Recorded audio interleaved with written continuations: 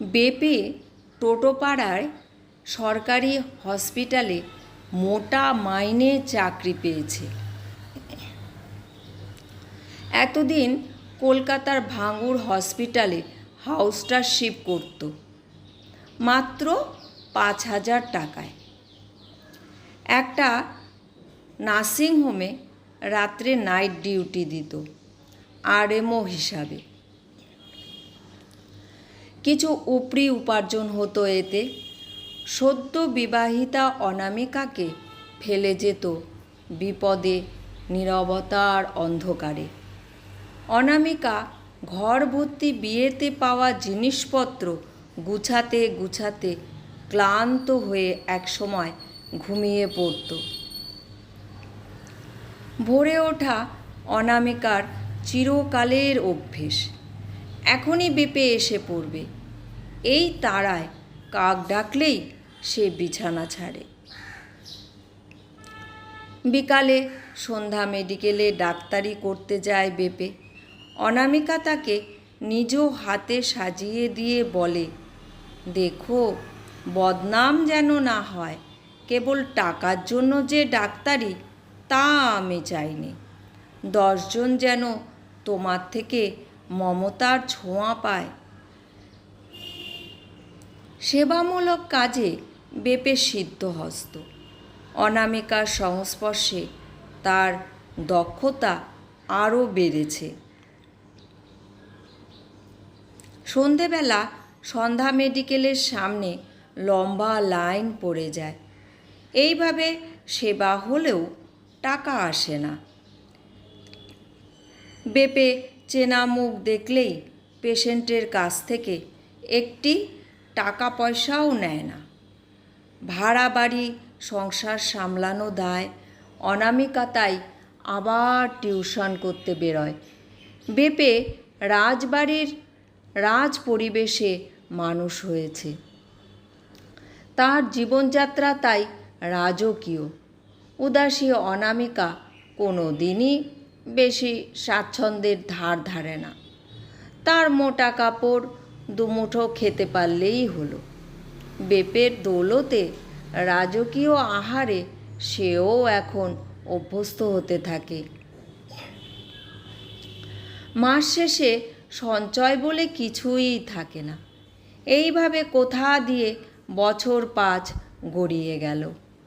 এরই মধ্যে ভীষণ ট্যালেন্টেড বেপে পড়াশোনা করে দিব্যি এই সরকারি চাকরিটা পেয়েই গেল।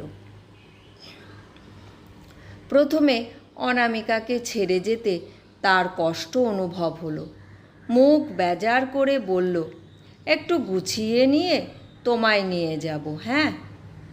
এরই মধ্যে ভাড়া বাড়ি ছেড়ে তারা অমরবাবুর দেওয়া ফুলবাগানের ফ্ল্যাটে উঠে গেছে।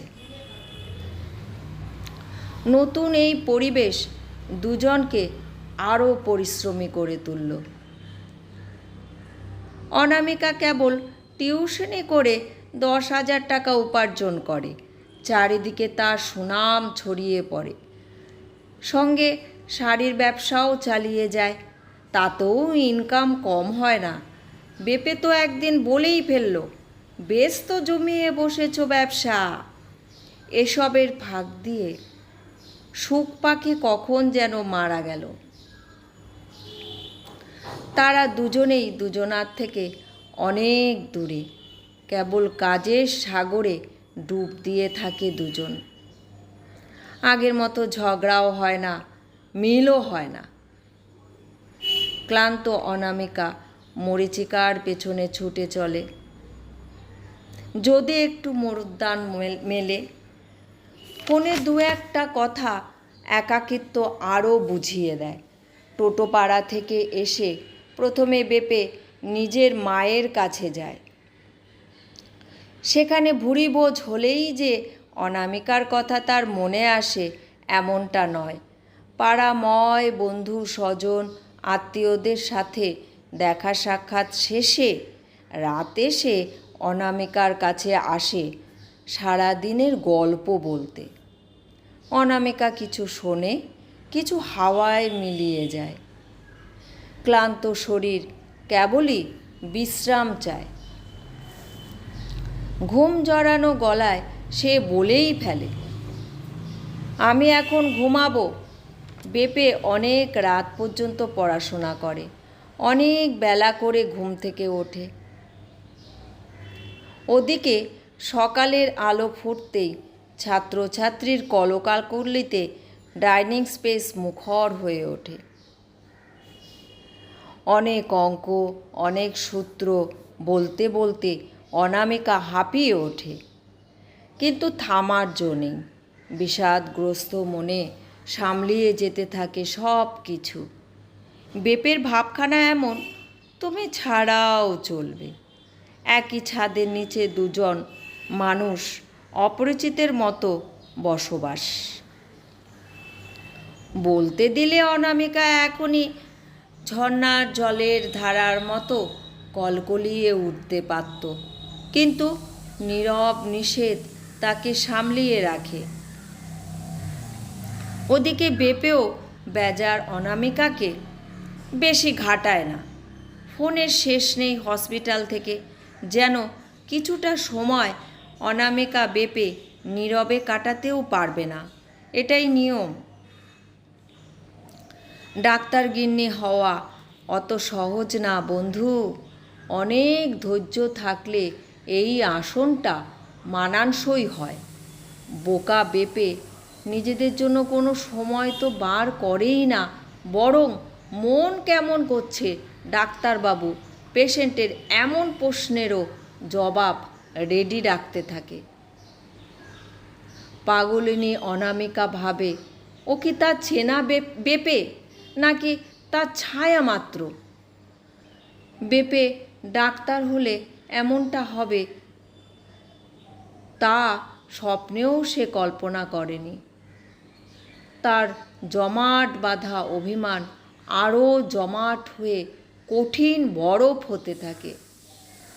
মোটা মাথার যান্ত্রিক বেপে যেটুকু সময় পাশে থাকে, অনামিকার মনে হয় এই পৃথিবীর সেরা মুহূর্তটা সে কাটাচ্ছে।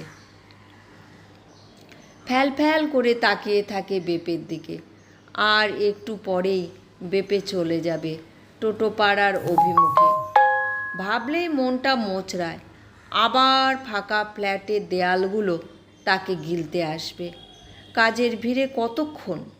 ঝগড়া করার মানুষটাকে সে আপ্রাণ খুঁজবে। চোখটা ছলছল করছে নাকি? বোকা মোটা মাথার টেকো বেপে তার অত্যন্ত গুরুত্বপূর্ণ বইগুলো সাজিয়ে রাখছে ব্যাগের মধ্যে। অনামিকা দেখল তার সতীনেরা কেমন যত্নে ব্যাগের মধ্যে বন্দি হচ্ছে।